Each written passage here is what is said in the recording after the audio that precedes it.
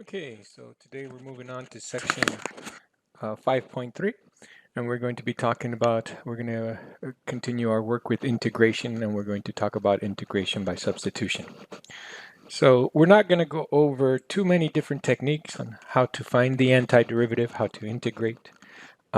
This is really the only technique we're going to talk about other than recognizing it as a basic uh, antiderivative and then just writing down the answer from memory. The only other thing we're going to do is talk about integration by substitution. In the next section, in the next class, Math 5B, our first topic, one of our first topics will be different techniques of integration, which we will go from here. So again, these are the antiderivatives that you should know. If you just have the antiderivative of dx, then the answer is x plus c. Again, really there's a 1 here that we don't write, that we don't need to write, and we're just asking what do I take the antiderivative of to get 1? Well, that's just x plus some constant. Now, you need to get comfortable with using variables other than x. It does not matter, but it has to be just 1 dx, then the answer is the independent variable x plus c. Same thing if you have a power function. If you have a power function, your variable is x, your base is x, and so then when you have a basic power function, to find the antiderivative, you just add 1 to the exponent and divide by the exponent, as long as the original exponent was not -1. So when the original exponent was -1, that's 1 over x, and that's this one over here. Then when you have the antiderivative of 1 over x, the antiderivative of that is the natural log of the absolute value of x plus c. Again, does not matter whether your independent variable is x or t or y. It makes absolutely no difference, but it has to be, a power function is just the variable to a power, right? The antiderivative of the cosine is the sine. The antiderivative of the sine is the negative cosine plus c. The antiderivative of the secant squared is the tangent of x plus c. The antiderivative of the cosecant squared is the negative cotangent of x plus c. The antiderivative of the secant x tangent x is the secant of x plus c. The antiderivative of the cosecant of x times the cotangent of x is the negative cosecant of x plus c. The antiderivative of e to the x is e to the x plus c. If you have an exponential function where the base is not e, not going to be part of your exams, but it will be part of your homework, then the antiderivative is the exponential function itself, b to the x, divided by the natural log of the base plus c. If you have a 1 over 1 plus x squared dx, then the antiderivative is the inverse tangent of x plus c. If you have 1 over the square root of 1 minus x squared dx, then you have the inverse sine of x plus c. And if you have 1 over x times the square root of x squared minus 1, then the antiderivative is the inverse secant of x plus c. So these are all basic antiderivatives. We can deal with a constant times one of these formulas, or sums of constants times these formulas, and we can deal with that no problem. But today we're going to go over how to how to go backwards. Since all we're doing when we're integrating is going backwards, we're going to go over how to go backwards from the derivative of a composition of functions. Okay, so so here I'm asking you to, you should pause the video and try and find these two try and do these two problems on your own without going through the video. And after you pause the video, then you should check that your answer makes the same answer as mine. Okay, so again, this is not a basic antiderivative because it's not a basic power function. It is a power function times a power function. So we can use some algebra and rewrite this antiderivative as the antiderivative of x to the fifth dx, right? So this function here and this function here are the exact same thing. So finding the antiderivative of this one is the same as finding the antiderivative of this one. This is now just a basic power function, and the antiderivative is simple. We just add 1 to the exponent, 6. We divide by the exponent, and then we plus c. And there we go. And here I'm asking you to take the antiderivative of x cubed and multiply it with the antiderivative of x squared. And so if we um, find the antiderivative of x cubed, that's just a basic power function. No need to do any algebra there. So that's just x to the fourth over 4 plus c. And then we're multiplying that with the antiderivative of x squared, which is x cubed. Add 1 to the exponent, divide by the exponent, plus c. And you can see that if I multiply this out, I don't want to take the time to multiply it out, it's not going to be the same as this. Now, this shouldn't be too surprising, although students want this to work out. When I grade work, people see products and they want to do this. They want to find the antiderivative of the first factor and multiply it by the antiderivative of the second factor. And the point of this slide is to show you that that doesn't work. You're not going to get the same thing. Not the same. And this shouldn't be too surprising because when we took the derivative of products, we didn't just get the product of the derivatives, right? We had the product rule, which was a complicated rule. So then it should make sense that if we take the antiderivative of a product, we shouldn't just get the product of the antiderivatives because that's not the way that derivatives work. It does work that way for sums and differences, but it doesn't work that way for products or quotients. So you need to be careful with that. Don't make up any rules. It's only the rules that we're going to go over. And we're not really going to go over any rules for integration. Really, what we're going to want to do with integration is take the integral I gave you and make it look like one of the integrals on this chart. That's what we're going to do. Once it's one of the integrals on these charts, or a constant times one of the integrals on these charts, then you just write down the answer from memory. Okay, but anti-differentiation is the reverse process of is the reverse process of differentiation, and we did learn this rule of the chain rule on how to find the derivative of compositions. So when you have a composition, then you identify the outside function. The outside function is the e to the function. The derivative of the e to the function is e to the, but you use the same inside. And so then you get x squared. And then you multiply by the derivative of the inside, 2x. Okay, and so now your answer is a product, e to the x squared times 2x. Now, for integration, then we're just working backwards. So what all this is asking is what do I take the derivative of to get e to the x squared times 2x? Now here we just took the derivative of e to the x squared and got e to the x squared times 2x. So just by inspection, what did I take the derivative of to get this? Well, the answer is e to the x squared plus c. So notice that what you have here is a product, e to the x squared times 2x. And so we didn't try and take the antiderivative of each of these. We just recognized that products come from, one of the places that products come from is by taking the derivative of a composition. So the derivative of e to the x squared gave me e to the x squared times 2x. So then when I'm asking what do I take the derivative of to get e to the x squared times 2x, a good place to look is at a composition. Notice that you identify the outside function as e to the, and the inside function is the x squared. Now, the derivative of x squared is 2x. And so then that lets us know that, oh, this looks like we just took the derivative of e to the x squared, but we have to add this constant. Right? And so here's the rule that we learned, that when you have the derivative of a composition, you end up with the derivative of the outside function evaluated at the inside function times the derivative of the inside function.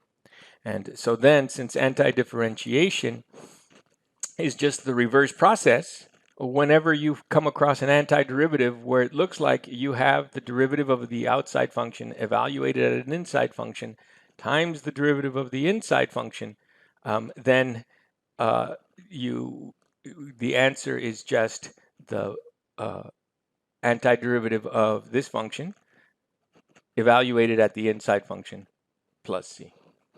Okay. Now, When you look at this problem, you should recognize that this is not a basic antiderivative. It's not a basic antiderivative because this is not a basic function.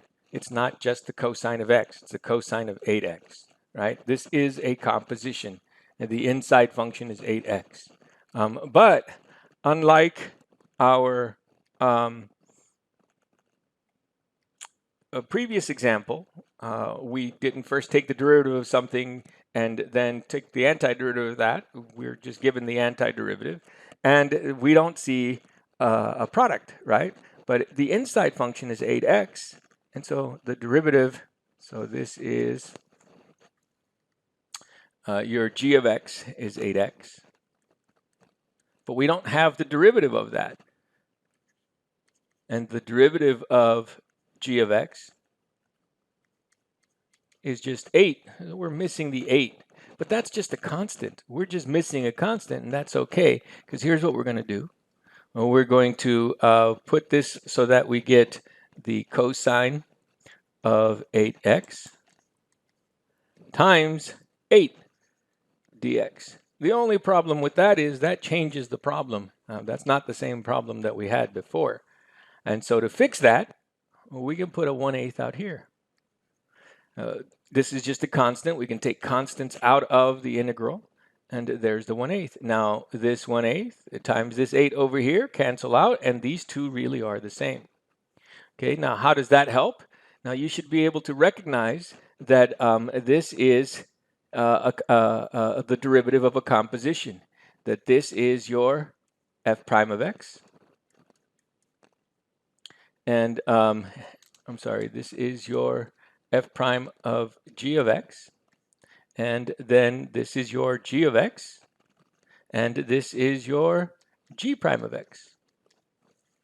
Okay, and so then that means then that this just came from taking the derivative of, you took the derivative of f and got the cosine, so what you must have been working with is the sine function, but it has to be at the same inside. Then you have the plus c. You also have this 1/8. You can't lose this 1/8.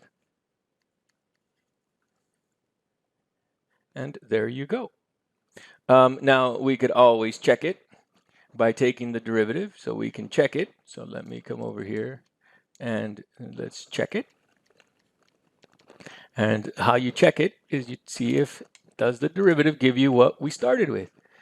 Does d dx of 1/8 times the sine of 8x plus c equal the cosine of 8x. Okay, so again, we have this 1/8, that's just a constant.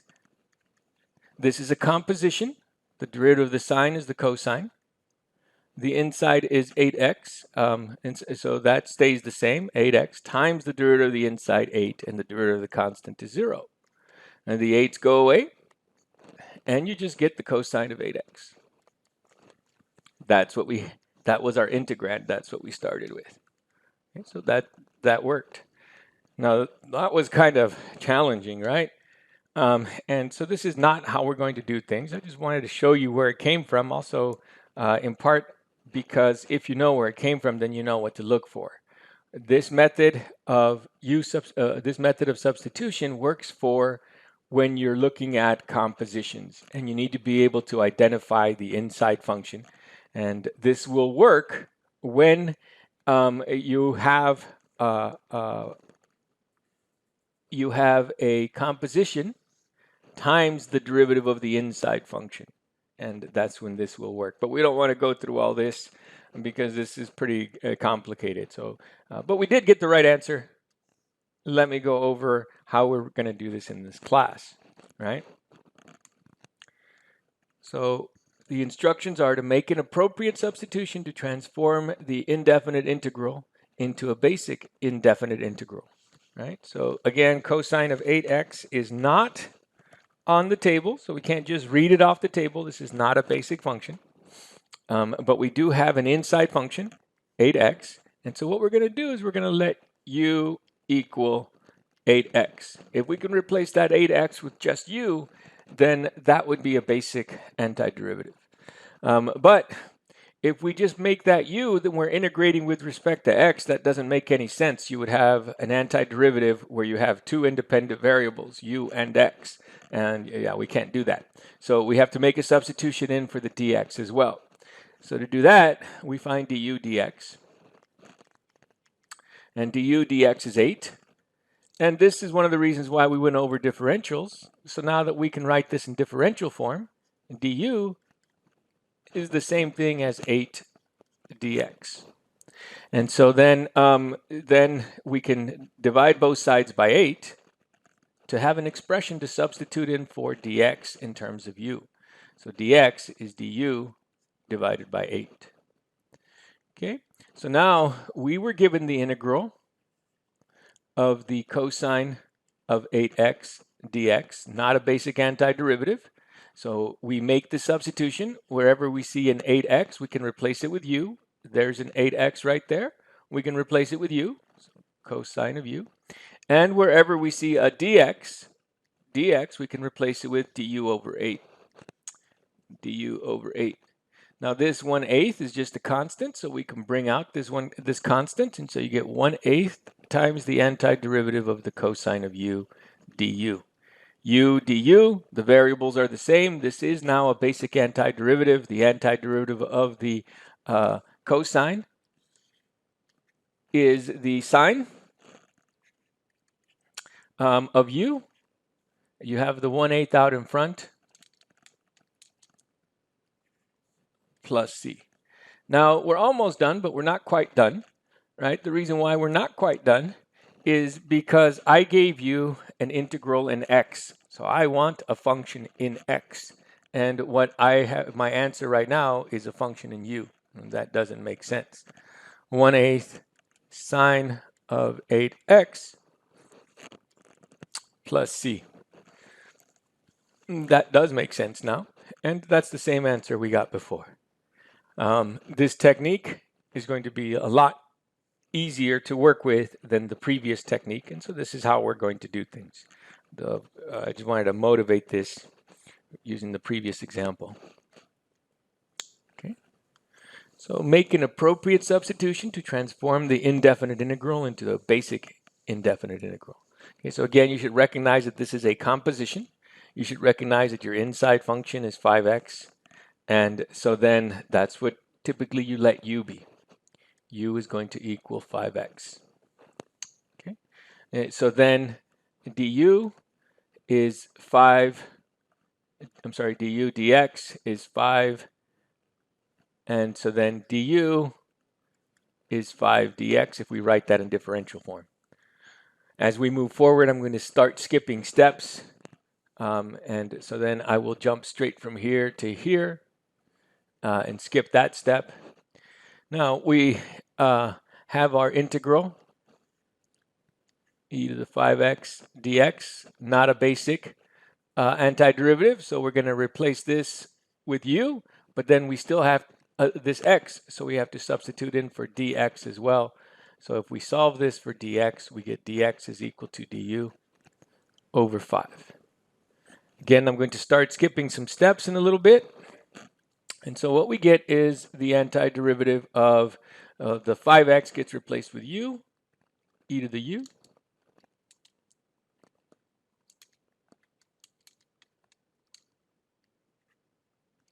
And then the dx gets replaced with du over 5. The 5 is a constant. We can bring that out.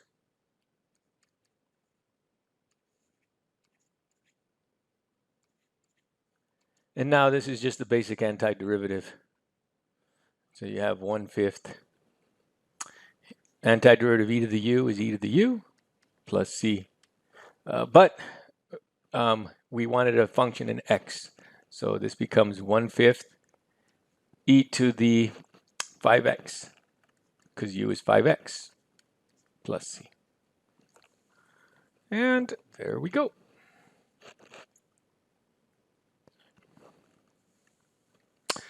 Make an appropriate substitution to transform the indefinite integral into a basic indefinite integral.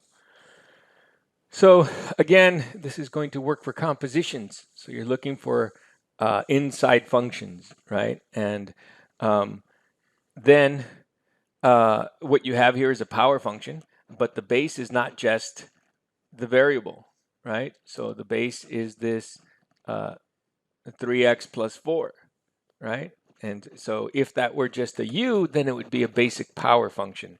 So that's how you know how to look for what are you going to make u. You're looking for an inside function, and you would like the derivative of that inside function to be there as a factor, up to a constant. So here, u is going to equal 3x plus 4. Du, the derivative of 3x plus 4 is 3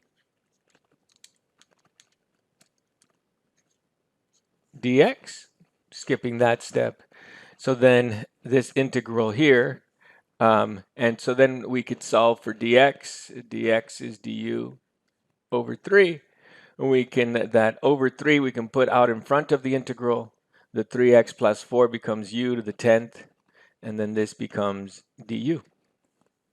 Add 1 to the exponent, divide by the exponent, but there's already this 3 here. Plus c, and so then you get u to the 11th, I'm sorry, we need our function in x. You get 3x plus 4 to the 11th, all divided by 33, plus c.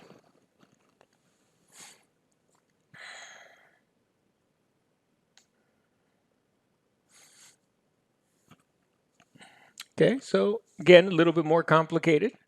We're trying to find the antiderivative of the sine of x times e to the cosine of x. What did I take the derivative of to end up with the sine of x times e to the cosine of x? That's all we're trying to figure out. Again, we have a product, and this is not something that's on my table, so the only technique we are going to go over is u substitution. So we look for an inside function, right? And so inside the sine function is just x. There's no inside function there, but inside the e to the function is the cosine of x. And you know you picked it right if when you take the derivative of your inside function, the derivative of the cosine of x is the negative sine of x, is there as a factor. We have a factor of the sine of x, it's just missing the negative. So again, u is the inside function, cosine of x. The du is negative sine of x dx. And then we divide to solve for dx.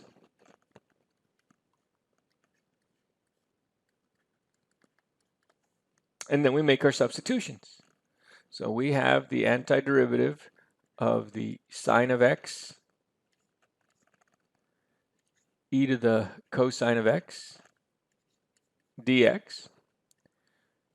Okay. So the cosine of x is what we're putting a u. We see a cosine of x right there, so this becomes e to the u. The dx, that's where we're putting in du over the negative sine of x. And we didn't have anything to put in for this. So just put that in.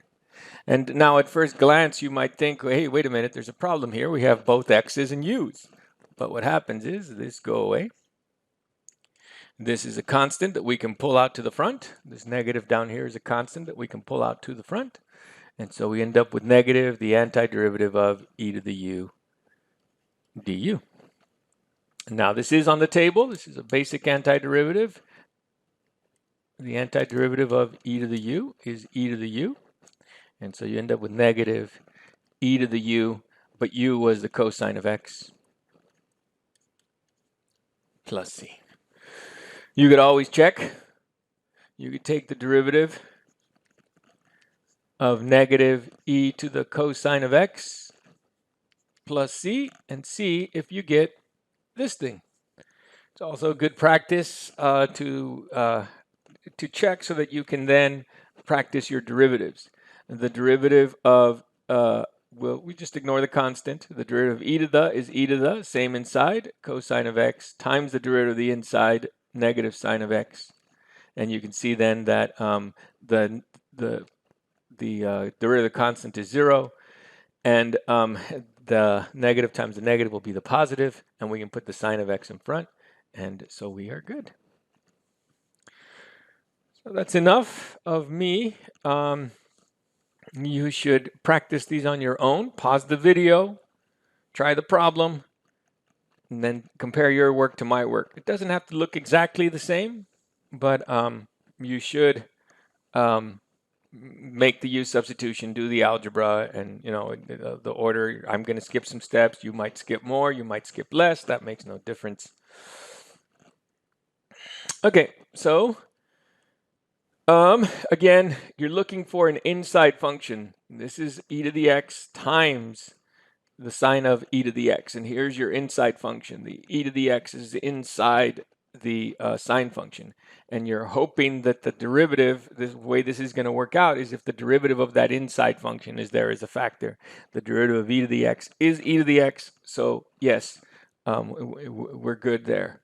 So u is e to the x, and du, the derivative of e to the x is e to the x dx. And I'm going to, in the interest of saving some time, I'm going to make substitutions like this. I'm not going to solve for dx and then do the canceling like I did in the last slide. And if that's the only way that you can get through this, that's fine. But in the interest of time, I am going to solve for what is there. And here's what I mean by that. I have e to the x dx right there. Right? I have that right there. So I'm just going to replace that with du. I have an e to the x right there.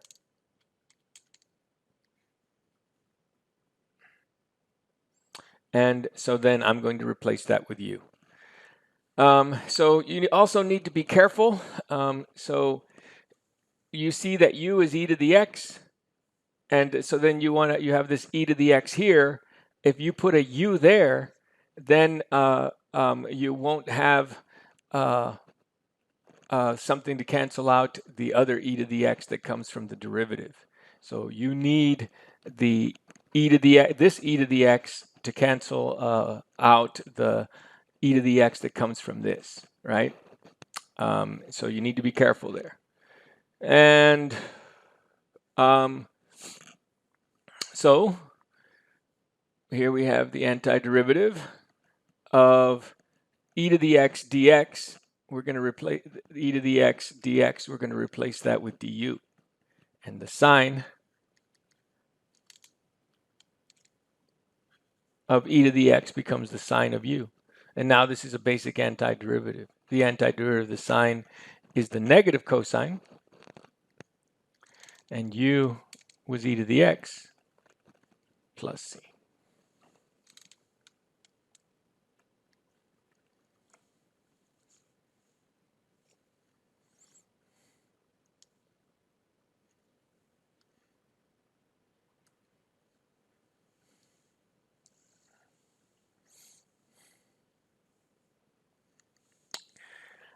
So we've talked about two techniques. Basically, our first technique is just to rewrite it so that it looks more like a basic integral. And then our second technique is using algebra, I'm sorry. And then our second technique is to make a u substitution. But just like everything else, sometimes we use more than one technique.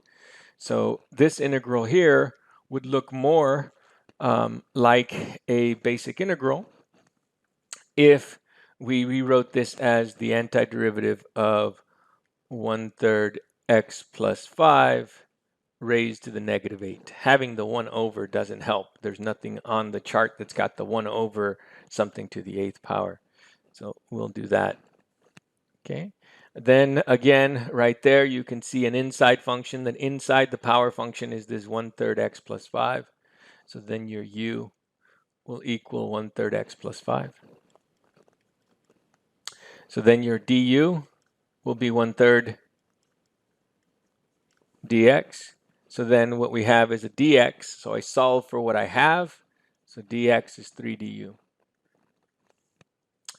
So then using these substitutions, the dx we replace with 3 du. The 1/3 x plus 5 we replace with u, and it's being raised to the -8. Now this is a basic antiderivative. It's a basic power function. So we are going to add 1 to the exponent, divide by the exponent, and we still have this factor of 3 out in front. And instead of u, we put the 1/3 x plus 5. And don't forget the plus c.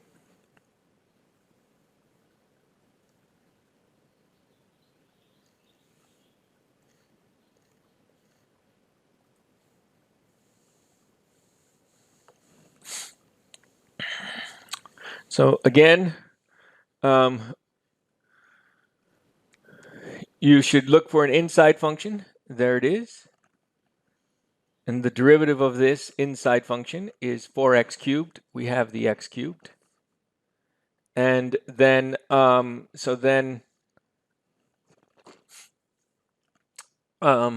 we know that we're on the right track, that this is the correct inside function. But then I don't have the antiderivative of the square root of x on my table, so I should write this as a power function. So then u is going to equal 5 plus x to the 4th. And then du is 4x cubed dx. And again, I solve for what is there. I don't solve for dx and then do all the algebra. That's going to take too long, right? So what is there is I have x cubed dx. And here I have 4x cubed dx. So rather than solving for dx and doing my canceling later, I just solve for what is there. So du over 4 is x cubed dx. So when I go to make my substitutions for the x cubed dx, I can replace that with du over 4. And the over 4 can come outside. For the 5 plus x to the 4th, I replace that with u. And instead of the square root of u, I add 1 to the, I write that as u to the 1/2 so that it's a power function. That is on my table. So I have this 1/4. I add 1 to the exponent. 1/2 plus 1 is 3/2. And then rather than dividing by 3/2, I multiply by the reciprocal. And the reciprocal is 2/3. Plus c. We can reduce. And so you get 1/6. And then we get u was 5 plus x to the 4th. Raised to the 3/2 plus c. You should take the derivative of this to see that you really do get this right here. You can practice your derivatives.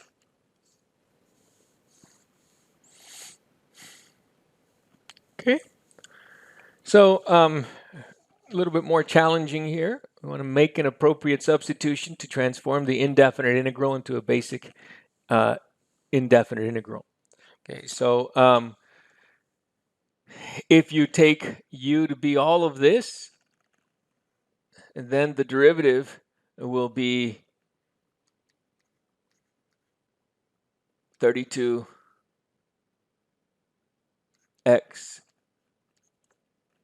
dx. But we don't have a 32x dx. And if we try and make these substitutions, then we're still going to have an x in our integral, and we'll be integrating with respect to u. So that's not going to work out well. So just because you see 1 over does not mean your answer has a natural log. Another common mistake, right? So again, you do have an inside function, but there's actually a couple of inside functions, right? And so then, but you also need for the derivative of the inside function to be there as a factor, and the derivative is 32x dx. So that doesn't, so that's not going to work out as my u. That's not going to be a good u to use, right? So then let's start over. And so again, what you're wanting to do is you're wanting to get something that's on the table. So let's look back to the table. And what you had on the table was your integrand was 1 over 1 plus 16x squared. Now, if we let u be 1 plus 16x squared, then 1 over u is on the one is on the table. There it is right there. But we wouldn't be able to get there because we would still have an x. So if we scan through this some more, there's not a whole lot of options here, but you should be able to see that, hey, this kind of looks like that, right? The only difference is we have the 1, but here we have x squared and here we have 16x squared. So we might be able to get this to look like that by making u equal, right? So we want just u squared here. So 16x squared, we can write that as 4x squared. So if u is 4x, then we could replace this with u squared. Then du would be 4 dx, and it's okay because even though we don't have the 4, that's just a constant. We're just missing a constant. To be missing a constant is perfectly fine. To be missing an x, that's not going to work out. So that's what we're going to shoot for.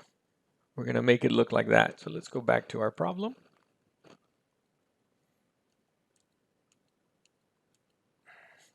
Okay. So again, we were given the antiderivative of 1 over 1 plus 16x squared dx. That is not on my table. But now there's different compositions that you can make out of this. This is still coming from being a composition, but we can get it to look like something that's on the table by rewriting the 16x squared as 4x squared. I haven't done anything. This and this are exactly the same, dx. But if this was just a u, this is my inside function now. If u was 4x, then I would be a lot closer to getting my making it match. So then du is 4 dx. So then dx is what I have, and that becomes du over 4. And so then we then rewrite this as the 1/4 du becomes the dx, and the 1 over 1 plus u squared. And now that is on my table. And this is the inverse tangent of u, but u was 4x. And we still have that quarter out in front, and we have plus c. And there we go.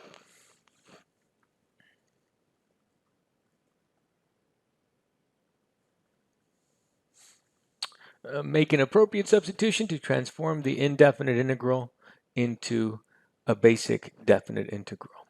Okay. So again, we're looking for an inside function, and you can see that inside the sine function is this 1 over x, which is x to the negative 1.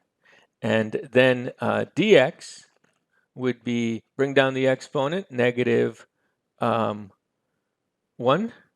Take 1 away from the exponent, x to the negative 2 dx. And that's what we have. So here we're good to go with our inside function being 1 over x, right? So let me clean that up a little bit. And so then u is going to equal 1 over x, x to the negative 1. Du is negative 1 times x to the negative 2, which dx, I'm sorry, which is negative 1 over x squared dx. I have dx over x squared, so that is what I solve for. And I solve for that, I solve for that by multiplying both sides of this equation by -1. So negative du is dx over x squared. Okay. This is just a constant, so we can just bring that out. So we can just bring out the 1/3. And this negative that goes along with the du also comes out. The 1 over x becomes u, sine of u, and then we have du. And so now we have a basic antiderivative. This is then negative 1/3. The antiderivative of the cosine is the negative. Sorry, the antiderivative of the sine is the negative cosine. U is 1 over x plus c.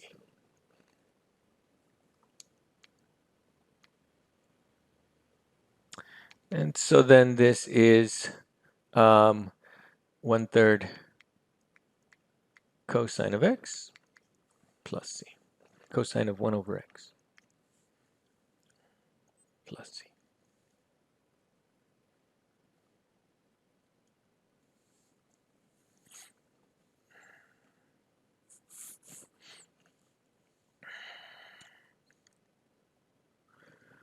So if you look at this for a little bit, you're looking for an inside function whose derivative is there as a factor, right? This is not obvious. This takes a little bit of time. You should pause the video and see if you can't figure out what u should be. And after a little while, you can see that if I take the derivative of this, I get that, right? So if u is equal to e to the x minus e to the negative x, then du will be e to the x plus e to the negative x. Because the derivative of e to the x is e to the x, the derivative of e to the negative x is e to the negative x times the derivative of the inside, which then makes this minus a plus. And that's what we have here.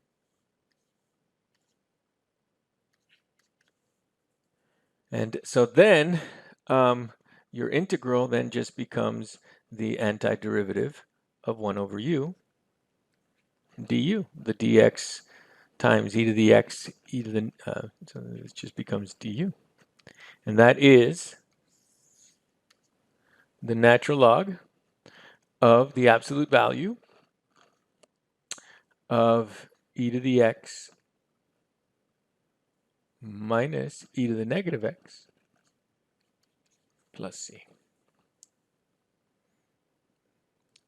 So that's it for this section, section 5.3. I will hold a conference during class time starting at 2:30 on Tuesday to go over any questions you might have from this section. And so there's your homework. All of this will be due next Thursday, both section 5.2 and section 5.3.